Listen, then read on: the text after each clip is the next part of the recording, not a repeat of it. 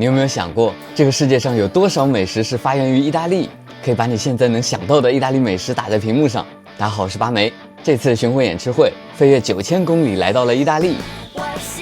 我们去尝尝大城市米兰，看看在这个世界时尚之都，大家都吃些什么，还能瞧瞧达芬奇留在米兰的最后的晚餐。每次到一个新地方，我最感兴趣的就是当地人的早餐都吃些什么。你看早上街边的这种小店，他们叫 bar， 就是吃早餐的地方。小店看起来就像我们喝下午茶的甜品店，橱窗里一大早就已经堆满了各种好看的甜品糕点。在意大利人的观念里，早餐就应该是甜的。意大利人早餐的标配就是一杯 cappuccino， 加上一个可颂面包，意大利人叫它 cornetto。据说制作的时候会比法国可颂更少油，外皮没有那么酥，也更柔软。还有一个很有意思的是，当地人一般只会在上午11点前喝 cappuccino， 其他时间你点咖啡默认就是 espresso 浓缩咖啡。很多咖啡馆的菜单上你都找不到拿铁和美式，就像你在意大利吃不到菠萝披萨。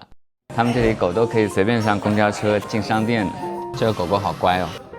这个可颂我点的是卡士达加上树莓酱的可颂蘸卡布奇诺。因为这个面包里有很多的气孔，所以蘸咖啡的时候，这个咖啡液都会被吸收到这个气孔里。这感觉有点像我国的油条蘸豆浆。还点了一个开心果味的，超级多的开心果奶油，太香了。我还点了这个2个小塔，意大利的早餐就像我们的下午茶。吃完早饭出来，在米兰的街上随便逛逛，它这个街上的房子都看起来很有年代了。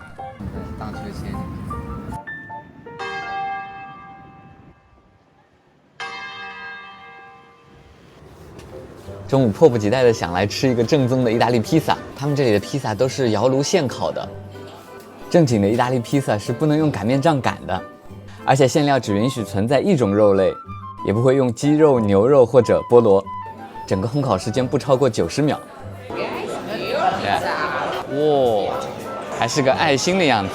我点的这个披萨叫恶魔披萨，这个词在意大利语会被用来形容超级辣。它是在玛格丽特披萨的番茄酱、水牛芝士和罗勒叶的基础上铺了一层辣味的萨拉米香肠。它的这个皮是很薄的，然后呢有一点焦焦的，脆脆酥酥的，直接撕着吃。后来才发现意大利人都是用刀叉吃披萨的，像我这样吃可能属于比较失礼。哇，这个看上去好好吃，已经在流口水了，不知道辣不辣，好烫啊！哇，希望你不是半夜刷的这个视频。哇，好好吃啊！它这个萨拉米是有一点辣味，但不会很辣。它这个番茄酱的味道不是那种甜的番茄酱，是酸酸咸咸的番茄酱。两面的饼皮都烤得特别的酥，表面的番茄酱、芝士、饼皮和萨拉米完美的结合，每一个都很好吃。而且它这个披萨特别的多汁，搭配一片这个罗勒叶卷起来吃。原来意大利人真的是一个人吃一个披萨。我旁边坐了2个女孩子，她们一个人吃这样子一个披萨。它这个烤焦的皮也很好吃。我还点了炸海鲜拼盘，主要就是鱿鱼和虾，这应该属于是地中海沿线的经典小吃了。挤一点这个柠檬，它这个外面的虾壳都炸酥了，所以带壳吃。在米兰的路边，你真的随处都可以看到各种好看的甜品店。买了一个提拉米苏千层酥当饭后甜点。意大利人对待提拉米苏真的是很严谨，你看在这个千层酥下面都塞了一块手指饼干，手指饼干里也是吸收了浓浓的咖啡液，整个一个吃完都没有甜腻感，感觉这个回去可以复刻一下。逛着逛着就来到了著名的米兰大教堂，应该是世界上最大的哥特式建筑，整个教堂一共有6000多座雕像，花了6个世纪才建造完工，达芬奇都为它画过设计稿，拿破仑还在这里加冕。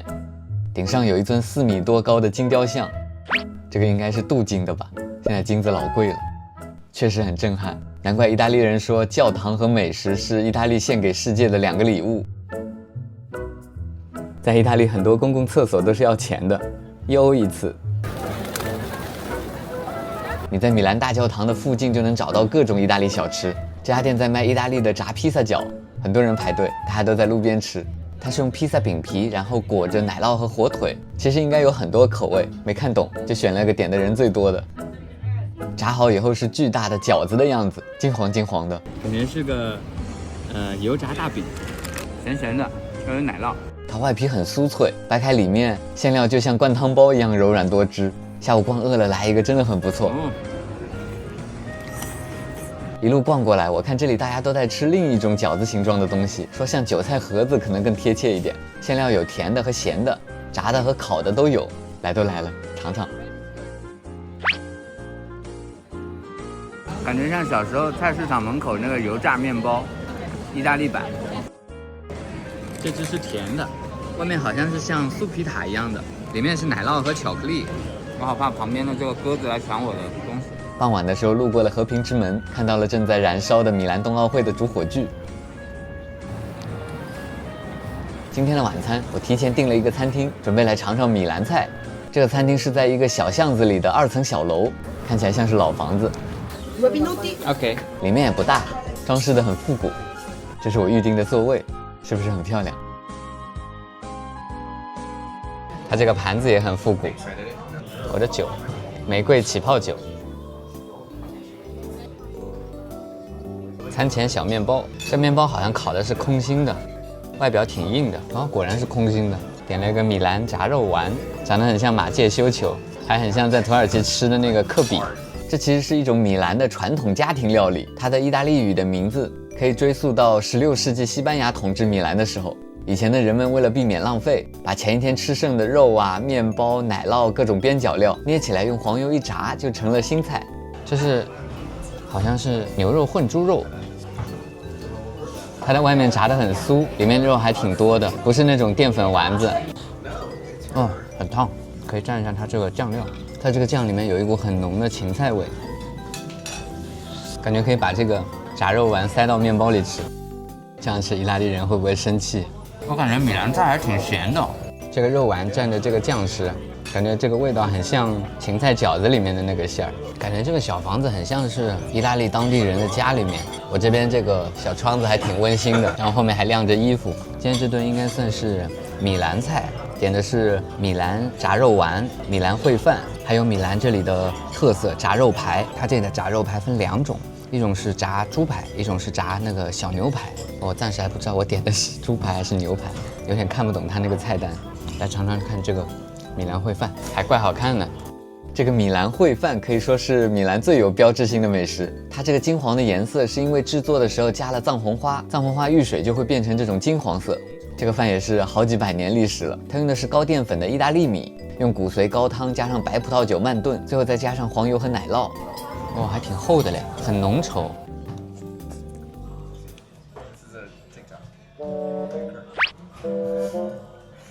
怎么形容呢？感觉像是奶酪、黄油泡着夹生饭的感觉。它这个饭很硬。米兰人喜欢吃这样的饭吗？这个夹生饭我打听了一下，意大利人就是喜欢吃这种有嚼劲的东西，米饭或者意面也好，都不喜欢吃完全熟软的那种口感。所以正宗的米兰烩饭就应该是这样夹生的口感。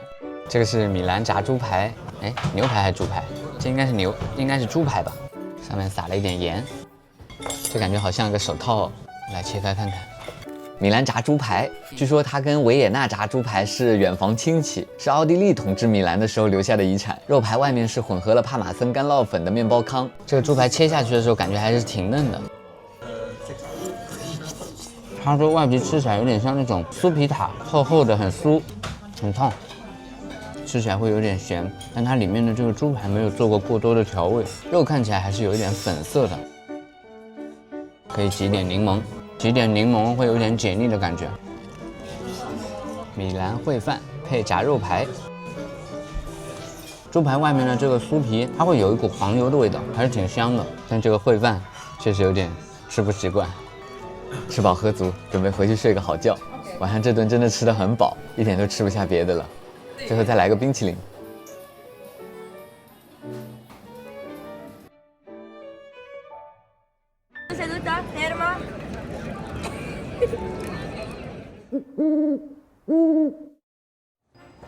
第二天一起床，我就特别期待早上的下午茶。它这个上面的东西是怎么做的呀？是一块巧克力吗？然后还是又点了一个可颂，可颂蘸咖啡还是比较适合早上吃。它这个可颂上面是撒过蜂蜜的，这个可颂是全麦的。这家店里有另一个意大利的著名小吃——罗马奶油包，这个样子真的让人看了就想咬上一大口。这也算是意大利的著名甜品——意大利奶油包。其实它是发源于罗马，也叫罗马包。我本来是想把它留到以后去罗马的时候再吃，但实在是没忍住，长得太好看了。切开看看这个奶油包，哇，它里面居然还有开心果酱。它里面的这个奶油超级软，而且它的这个面包是那种不离不休的质感，黄油的味道特别香，超级好吃。这个罗马奶油包你们喜不喜欢？等我回去学一下。这个水果酥皮塔看着也很不错，然后又点了一个长得很好看的酥皮点心。这两天在意大利过着从一大早上起来就开始喝下午茶的生活。哇，里面有馅儿的。香草卡士达，里面有香草籽，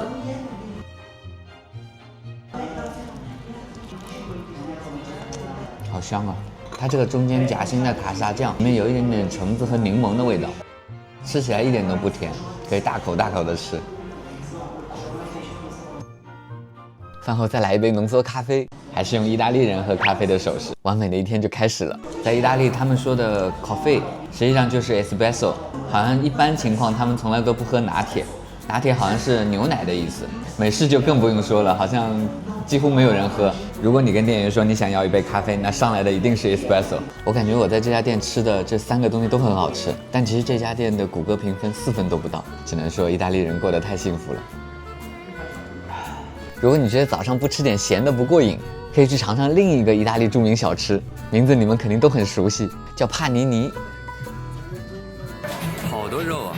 它这个面包烤的焦焦的，会有一种焦香的味道，可太香了。哇，这样一个是8块钱，满满的肉，你们觉得划不划算？它这里面这个帕尼尼的面包胚没有做得很厚，然后外皮是很酥脆的，嚼起来不会有那种硬硬的感觉。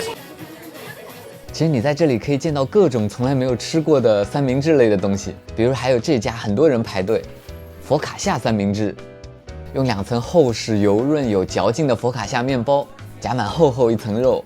我选的是帕尔马火腿加水牛芝士，再加上开心果酱，这怎么可能不好吃？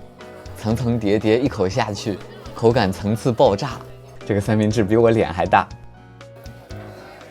它这个饼皮吃起来比那天吃那个更硬一些，里面的肉真的多到要扑出来了。这样一个12欧。过了中午又是意大利人喝咖啡的时间，如果这个时候你正好又想吃个冰淇淋，在这儿还真有这种东西，它叫阿芙加朵，把冰淇淋装进咖啡杯里。这冰淇淋一定得是意大利的 gelato， 和普通冰淇淋不同的是，它的脂肪含量更低，空气更少，质地绵密扎实。再装上一个刚刚萃取出来热的浓缩咖啡，热咖啡浇上去的时候不会马上融化，而是慢慢的和热咖啡交融在一起，吃起来是又冷又热，又苦又甜，很有意思。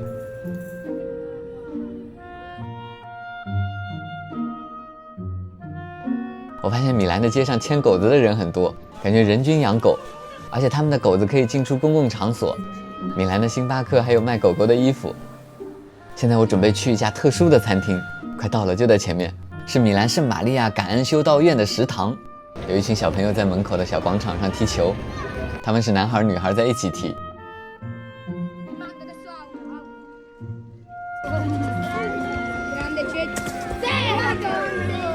后面的这个房子就是这个修道院的食堂。达芬奇在500年前把《最后的晚餐》画在了食堂的墙壁上。1943年的时候，盟军轰炸米兰，当时教堂几乎被夷为平地，但这面被沙袋和脚手架层层保护起来的墙壁，竟然奇迹般的幸存了下来。在这个修道院的附近，有一家开了200年的甜品店，可以喝到一杯意大利经典配方的热巧克力。这个热巧克力浓稠到你可以用勺子咬着吃，它这个上面会有一层巧克力皮，高浓度的可可，不添加过多的糖和奶来稀释本味，真的特别香，喝起来跟粥一样。其实米兰能逛的地方还有很多，各种古建筑、城堡、博物馆。来意大利好几天了，突然想起来还没有吃过正宗的意大利面，今晚去吃一个车轮意面。它是把煮好的意大利面放到一个大的奶酪盆里，一边搅拌，热的面条就会把奶酪融化，这样每根面条上都会均匀的裹上奶酪，吃起来奶酪的味道很浓郁。所以那个芝士盘是不是有很多人用过了？这个意大利面吃起来的口感也是有点半熟的，外面挂了芝士和酱的部分它是有点软的，但里面的面心还是有点硬的。我还点了个达达牛肉，是生牛肉加上生鸡蛋现拌的，感觉像我之前给桃酥、不露他们做的饭。说实话不太能吃得惯，试试看配面包会不会好一点。